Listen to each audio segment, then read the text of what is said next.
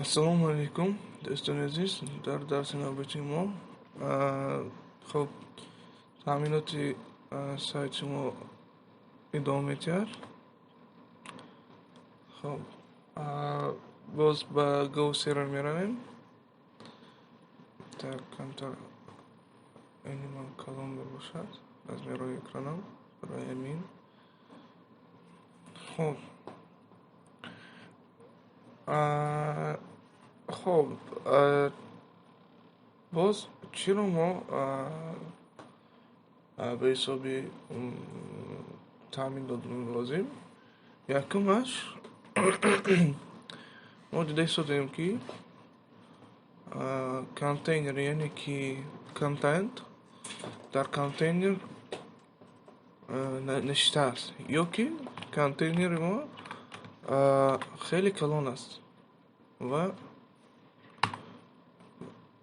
сайти моро бесар намудааст ба ҳисоби сахт васеъ аст. хуб дӯстони азиз, ман ҳамин дасти рости манро ина метавонем ба поён гирем ёки ба ён аз дига гирем. ин чизи муҳим номаш консоль разработчика. дарони ин ба мо элементҳоро қапида ва свойствоҳошона свойстви css-ошона ҳамчунин консол логои масалан javascript дегон хеле масалан инҷо lockdown installer ошибка додааст ана content script.js ошибка додааст ёки lesson turnsda live reload enable ин console log уже атрафи javascript.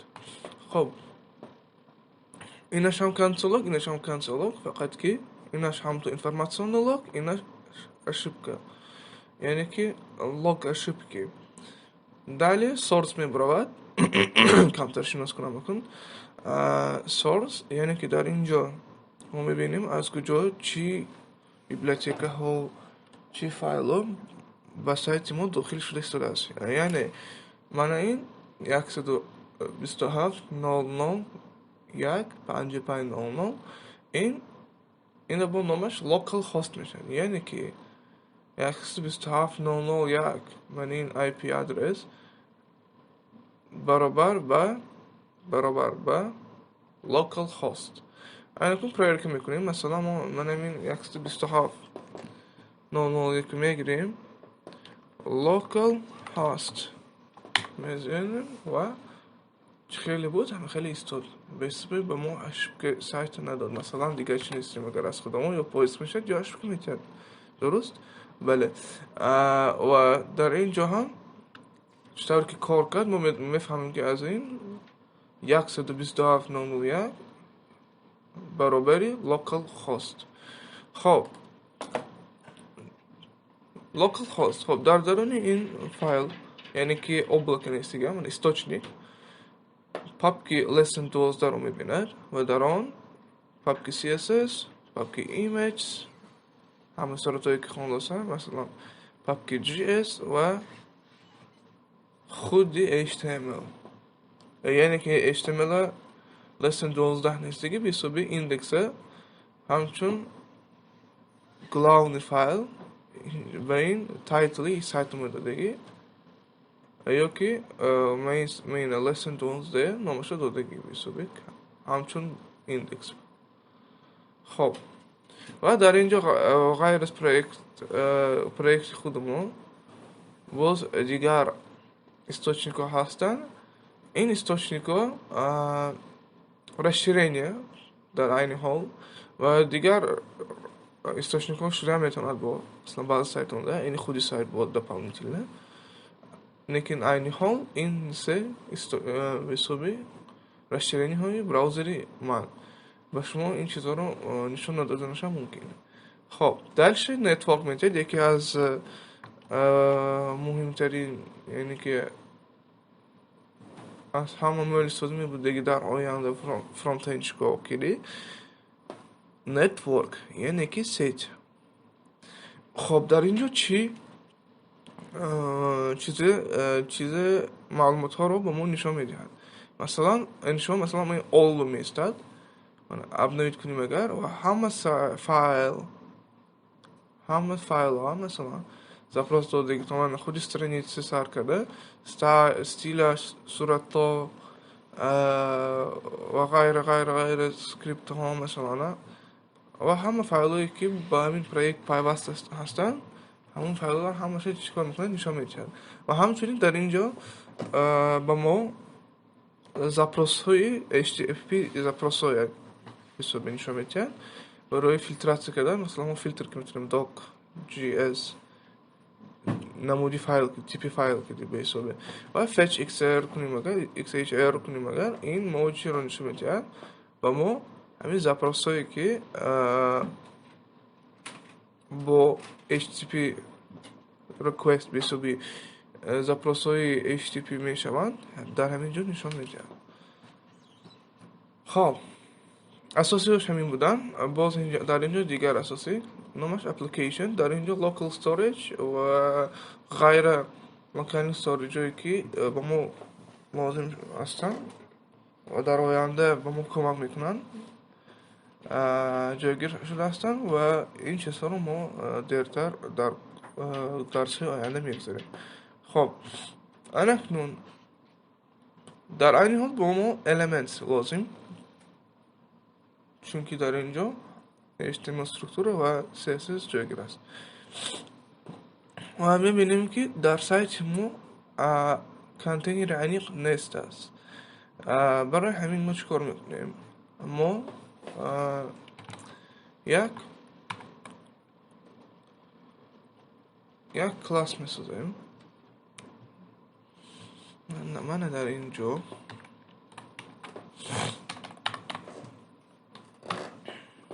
و مثلا نامش کانتینر یا که ورق مایمون میشه کانتینر و در اینجا ما چیکار میکنیم؟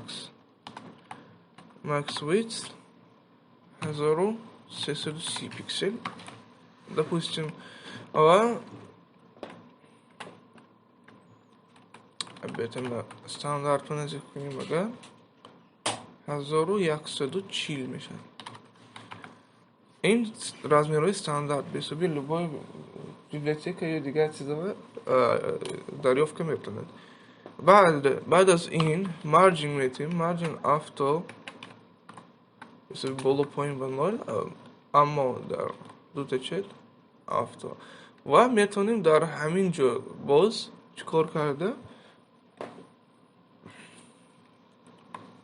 پایلینگ های مهم رو موندن یا که علاوه در отдельный класс در отдельный div جایگیر کرده موندن. خب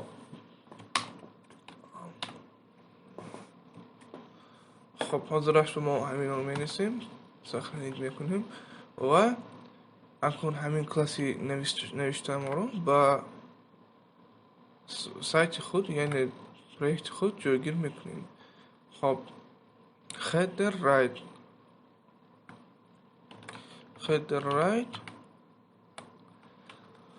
ببینیم که چی خیلی واهاش هست، استیلاش هست، سویستهاش یعنی که float left with.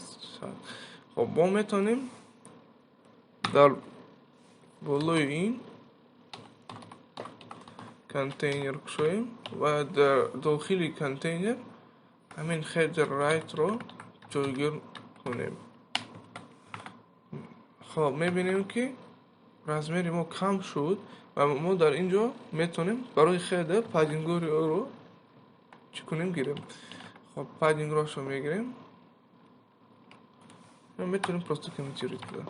کمیتاری اگر ندانید کنترل سلش کدی. خب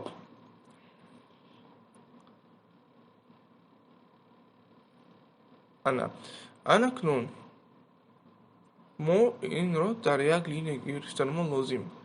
برای این ما میبینیم که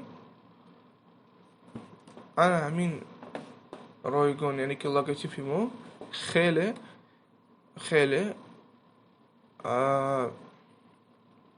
وسیع است و سیمتریچنس ندارد. برای همین پادینگ این رو میگیریم یعنی یک بعد از این مارجینگ و паддинги button каталога мегирем дар строки 95 қатори 95.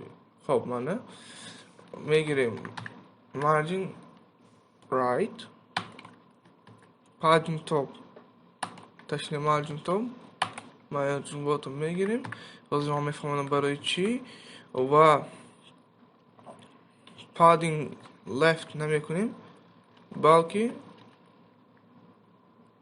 padding left намекунем балки padding худашро ҷойгир мекунем. хоб ва padding topро ҳамчунин дигар раҳҳо буданд.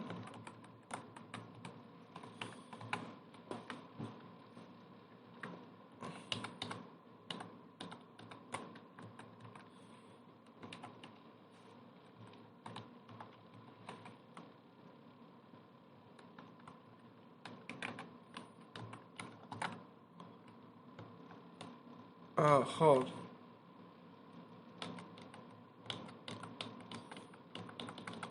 камтар ин расширениҳои ман ба мо халал расонда истоданд. хоб ва мебинем ки чӣ кор шуд. ана фаҳмо хоб баъд аз ин мо чӣ кор мекунем? мо paddingҳоро мана дуруст мекунем. хоб ба класси header right мо метавонем дар ин ҳол чӣ кор кардан? бале padding додам албатта. padding аз боло поён ва аз ду тараф метавонем як луфт нависем 15 пиксел ва дар ин ҳолат контейнери мо ва худи контенто мо дуруст мешинад. ва дар инҷо низ display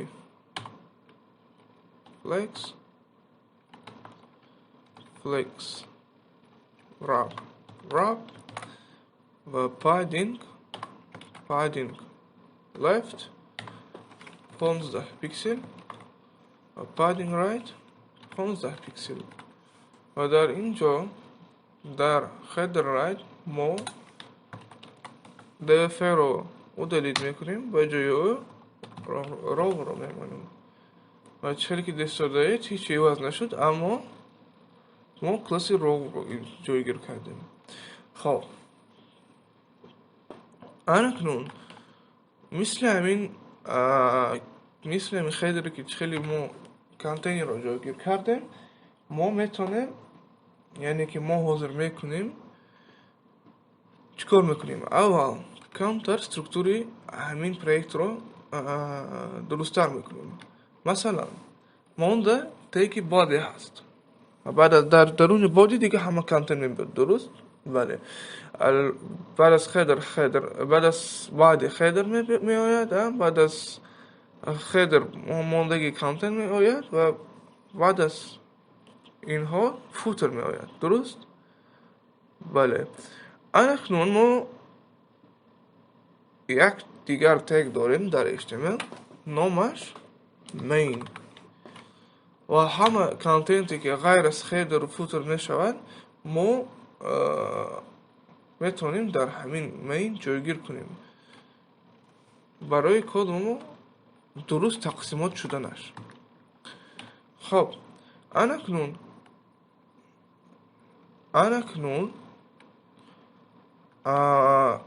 даруни main ба мана масалан мо дида истодаем ки ана ҳамин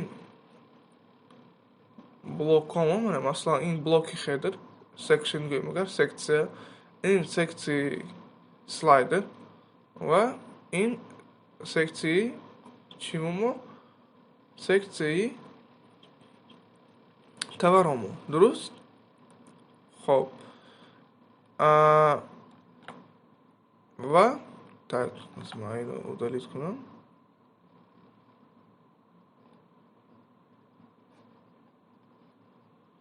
یک دقیقه.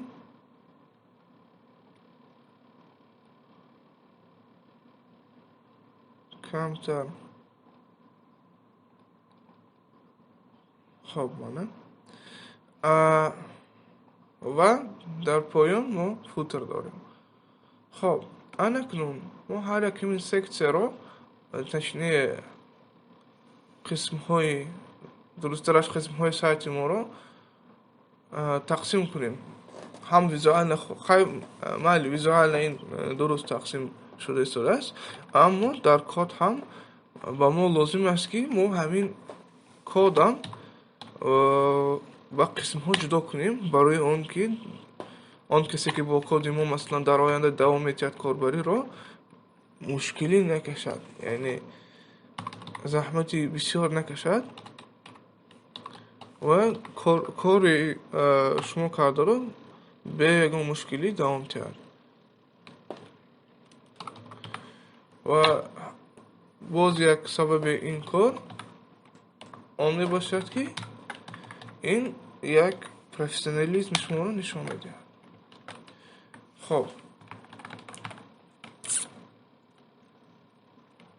انا خیلی که دست دادیم برادر عزیز، در درون سلایدر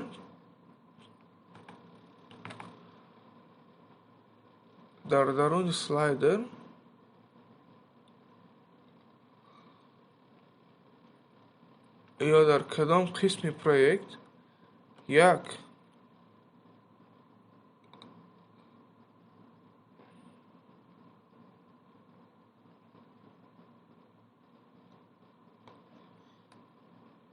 خب ما دیده داریم که در اینجا مین هست.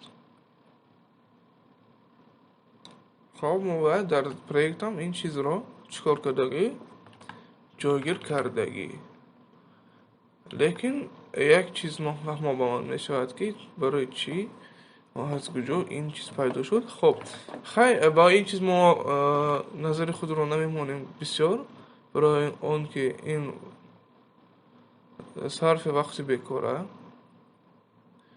درس 12. خب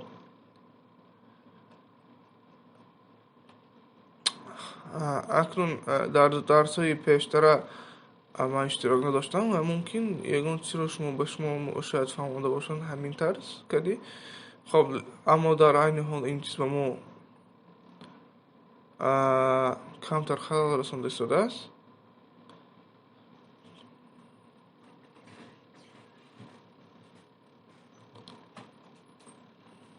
با کمی تیرت میکنیم این قسم را و در بالا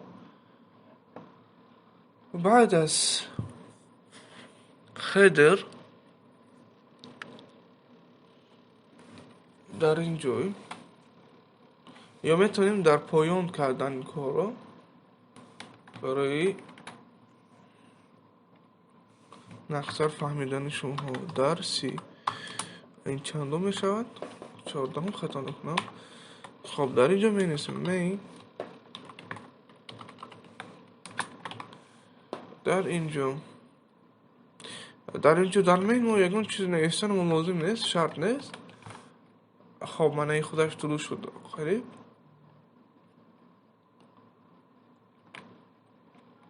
ما تنها با ما لازم است که انا همین سلاید رو درست جایگیر کنیم. خب و در اینجا ما میبینیم که ویت افتو ایستاده است 182 قطاری ستیل ما میگذاریم به 182 قطاری ستیل ما و در اینجا ویت رو 100 فویز میکنیم و مارجینای بیهوده رو از اینجا میگیریم.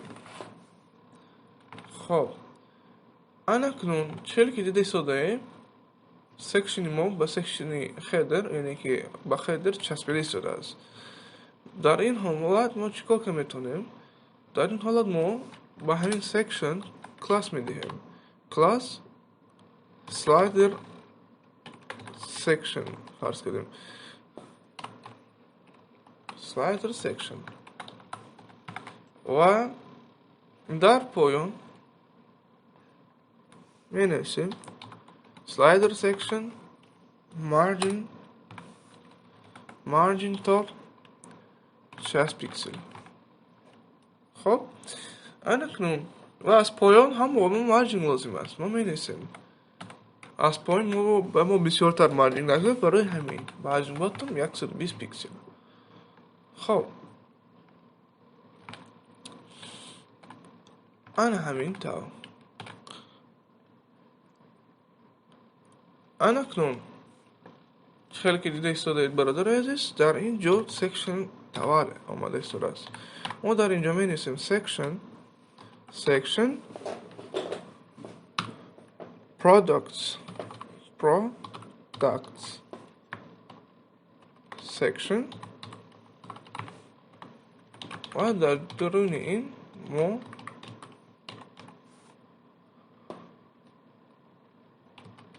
کمتر سرس مشدم با اینجا در اینجا ما کانتینر رو لازم و در درون کانتینر رو لازم.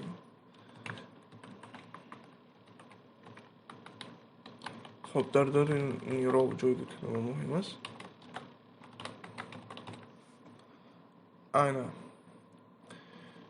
انا اکنون میبینیم که برادر عزیز کمتر پروژه ما افتش دیگرگونی شده است. یعنی در حالتی حاضرای پیشتره فرق داری کرده استفاده است. انا اکنون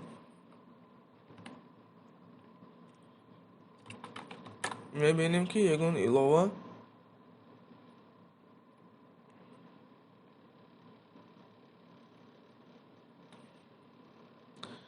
خب در اینجا دیسپلی گرید استفاده شده است. justify content center, justify item center. خب در اینجا column gap و row gap های. خب row gap با ما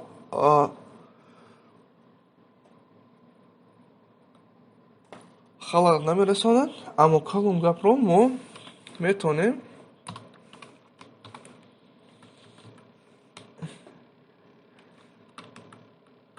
افتان مونیم، اما در اینجا افتان نشان نداده استفاده است. خب در اینجا ما دیگر چیز رو انتخاب کرده میتونیم justify content در اینجا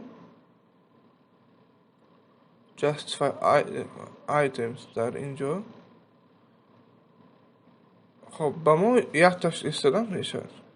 ما مثلا میگیریم justify item رو کار میکنیم و در اینجا می‌نویسیم justify content space between و این равномерно چیکار میکند؟ распределить میکند کارتچکه های ما را. خب همین نوشتگی چیز ما را در 340 قطعات جایگیر کردن لازم так اینجا هم تو ویزوال نشون میده، لیکن سخرانیت نمیشود. همین چیزا نظر بگیرید برادر، چون که با خطاگی شما ممکن فکر کنید که آن چیزی که من در اینجا ایواز کرده شدم در اینجا جایگیر شده است. نه، جایگیر نشده است. برای همین ما در اینجا دستی می‌داریم 340. justify items رو میگیریم، justify content رو space between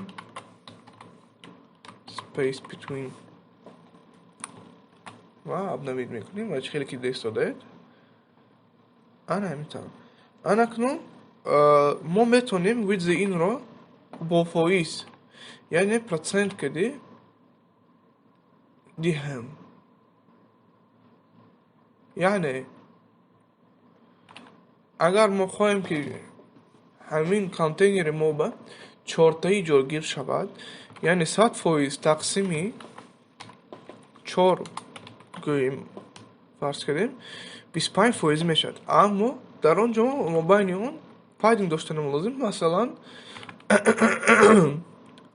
عذر زیاد مثلا مثل همین رو گپ که در اینجا بود 40 پیکسل مبین هر اختیان 40 پیکسل، لیکن مبین آنها فقط 3 تا جا میشد جای خالی، یعنی 40 پیکسلی. برای همین 3 تا 40 پیکسلی برابر 120 پیکسل درست. анакнун як чи навро нишон метиҳам. Дар CSS мо метавонем калкулировать кунем значениҳо. Яъне ки калк 25% минуси скобка ба яхти дигар мекушоем. қағози дигар 120 тақсими 3. 120 пиксел фармӯш мекунем тақсими 3. хоб анакнун бародар узри ман мо метавонем просто нависем дар ҳамин ҷо 30 пиксел.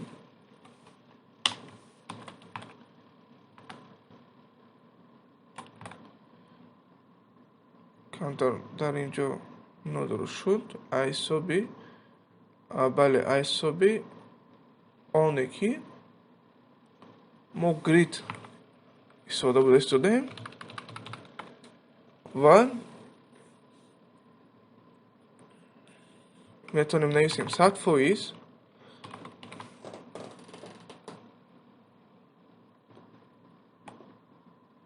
хоб 100% ва дар ин ҷо 40 пиксел дораварда дар ин ҷо ин чизро кушем.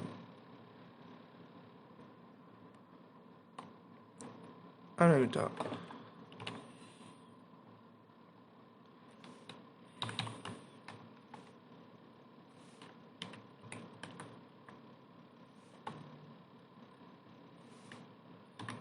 мебинем ки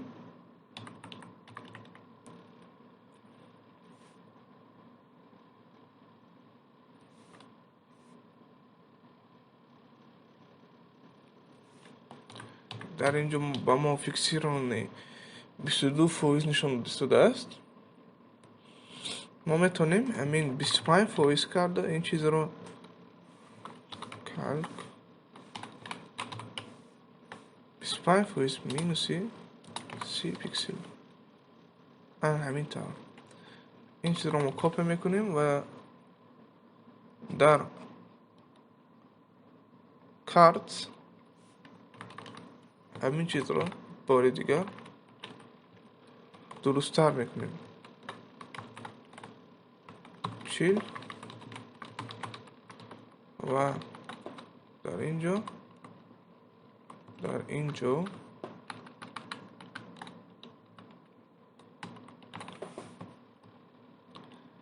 ҳамин тавр бародар азиз. ва дар ин ҳолат ҳам ба мо лозим аст ки product section камтар margin дорад аз поён. барои ҳамин margin top ҳам медиҳем илова карда ва margin bottom ҳам 120 пиксел. ҳамин тавр бародаро.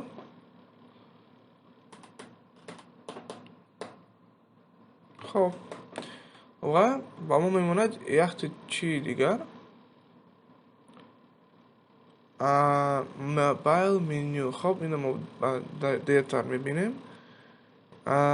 футер ҳам футер уже контейнер дорад.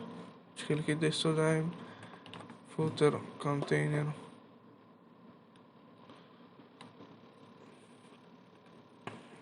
хоб бале мо метавонем футер контейнерро ҳамту контейнер кунем. контейнер ва дар ин ҷо ҳамчунин роуро ҷойгир кунем.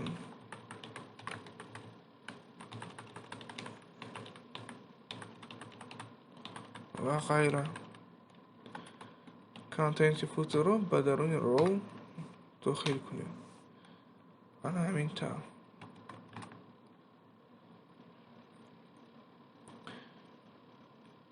ҳамин тавр бародари азиз. чӣ хеле ки дида истодаем дигаргуниҳои мо маълум шуда истодааст. хоб вазифаи хонагӣ ҳамин чиз аст ки дигар саҳифаҳои додашударо, яъне بحث کرد. خیلی اینجا رو ما با میبینیم چونکه این خیلی بیزه شده است بعد از کاری نو در اومدن و ستیل های ما وارد شوی. خیلی اینجا درست و خیلی درست و ما چی با مهم است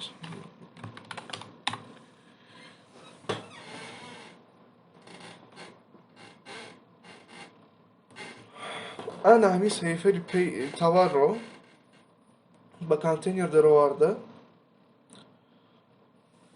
و خود انا همین شریفت ها رو معلومتر کرده یک نسخه وظیفتر کردم لازم. وظیفه خوندگی شما همین می شود که با حرکت خود نشان دهید که تا کدام درجه شما کدام میتوانید و در درس آینده ما سر میکنیم صحیفه هایی که در پروژه ما لازم است ساختن رو سر میکنیم و در دوام همون پروسس ما دیگر صحیفه هایی که در اینجا حاضر هست همین طوری که خیلی لازم کلاون استرانیت رو ما تأمینات کرده بحث شده آنها را تأمین کرده میرویم. خب این بود درس امروزی ما. تا درس آینده بچه عزیز